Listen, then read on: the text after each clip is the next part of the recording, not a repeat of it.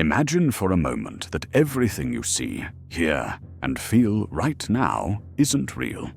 Your body, your memories, even those you love, might all just be part of an elaborate illusion, like a game, but infinitely more intricate. Perhaps you've heard about it before.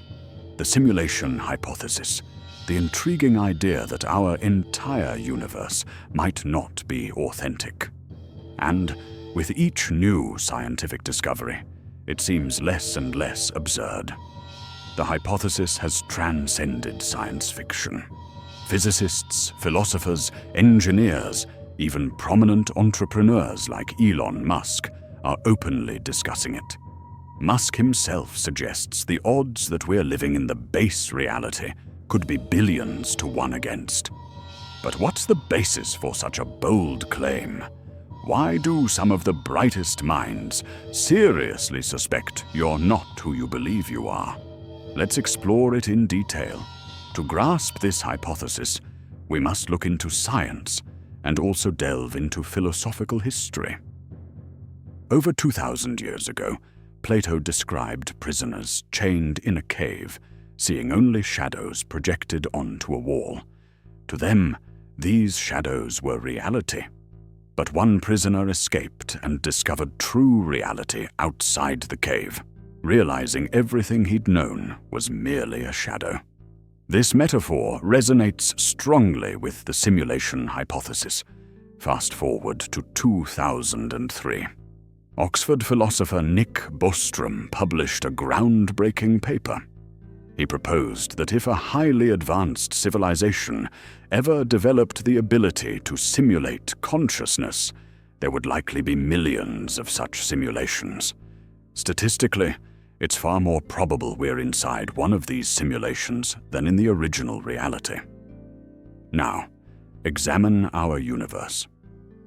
Physicists repeatedly encounter peculiar limitations, as if someone has set the rules of the game. Physical constants appear finely tuned.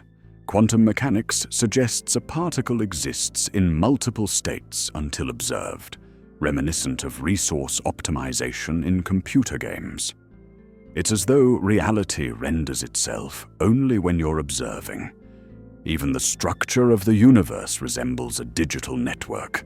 Quantum superposition, quantum tunneling, and the mathematical fabric of reality all hint at something artificial, precisely calculated, logically perfect. So if we're in a simulation, who created us, and why? Simply to observe, conduct experiments, or perhaps learn something important? You might not be a random character. Your life might hold a specific purpose, carefully analyzed by an observer. Your joys, fears, and pain all could be valuable data. But then, how do we escape this simulation? That's a question we'll delve into further. If we're in a simulation, who exactly is our creator? Scientists and philosophers propose several intriguing scenarios. Firstly, a hyper-advanced civilization, perhaps humanity's distant descendants, creating simulations to study history, train artificial intelligence, or simply for entertainment. Secondly, we might be subjects of an experiment, observed to see how we respond to love, conflict, and choice. Lastly, a more unsettling possibility. We might be accidental products of an alien algorithm without any specific purpose. Have you ever felt reality glitching? You think about someone, and they immediately message you. Or you repeatedly hear the same phrase. Could these be mere coincidences or simulation glitches? Some researchers consider these glitches evidence that our reality isn't entirely authentic, stories of lost time, moments when reality seems to blink, or inexplicable events hint at deeper anomalies. Typically, we dismiss these moments, but perhaps they're subtle clues, suggesting we're not exactly where we think we are. Scientists haven't yet discovered how to exit the simulation. However, many believe awareness itself might offer a key. By becoming mindful, noticing repeating patterns, and consciously altering our actions, we might discover unexpected responses from reality. Some suggest dreams, meditation, or altered consciousness might provide glimpses beyond this reality. Perhaps you've already tried to wake up but simply forgot. But does it truly matter if we're in a simulation? If your feelings, love, pain, joy, are real to you, does it make them any less significant because they're coded?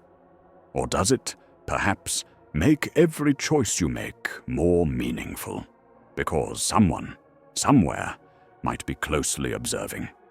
Maybe you're exceptional because you're asking these questions.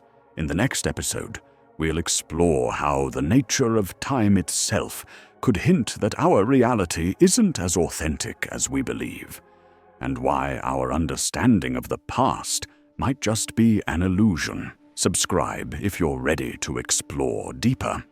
Remember, the more you know, the harder it becomes for any system to control you. Take a closer look at our world. Everything seems orderly. Laws of physics, mathematics, even biology, all following specific rules. But these aren't merely rules, they are logic, and logic always underpins code. Quantum physics tells us particles exist simultaneously in multiple states until observed. Impossible, right? Yet, consider how video games operate. They only render what's immediately necessary, conserving resources. Our quantum world behaves similarly, existing as potential until observed. Fundamental constants also raise questions. Why does light move at its specific speed? Why do atoms possess their precise structure? Why is absolute zero a definitive limit? These exact boundaries seem more like simulation parameters than random phenomena. Yet not all agree. Many scientists see the simulation hypothesis as clever philosophy without empirical proof. They argue simulating our universe with such detail requires enormous computing power, potentially greater than our universe itself. And even if we assume someone created our simulation, who created them? This infinite regress, known as the matrix of simulations, leads us nowhere definitive. Could this hypothesis merely reflect humanity's innate desire for meaning? Perhaps it's a modern form of religion, substituting a programmer for a deity. Or more troubling, perhaps even discussing simulation is part of the simulation itself. When someone becomes suspicious of their reality, the simulation might activate defenses, introducing confusion, distraction, or doubt. The suspicion itself could be a clever trap, making you believe you're breaking free while you're actually deepening your engagement.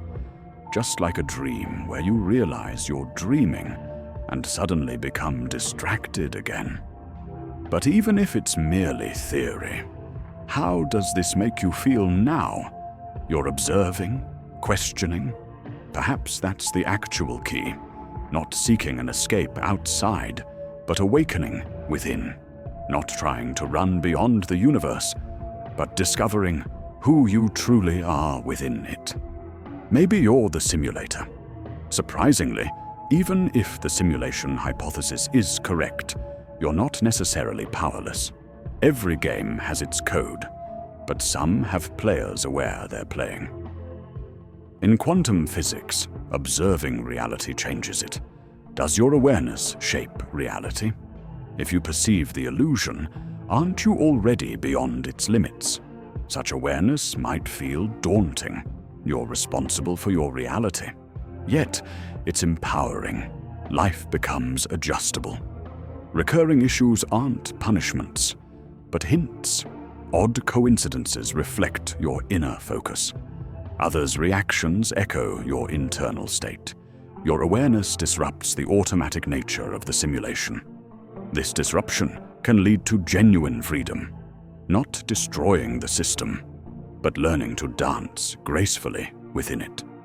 Even if reality is simulated, your pain and joy remain real. Emotions are signals. Consciousness is your screen. The more clearly you see, the weaker the simulation's control. Your observation reshapes rules, awakening reality. If you've stayed this far, perhaps you've already begun awakening.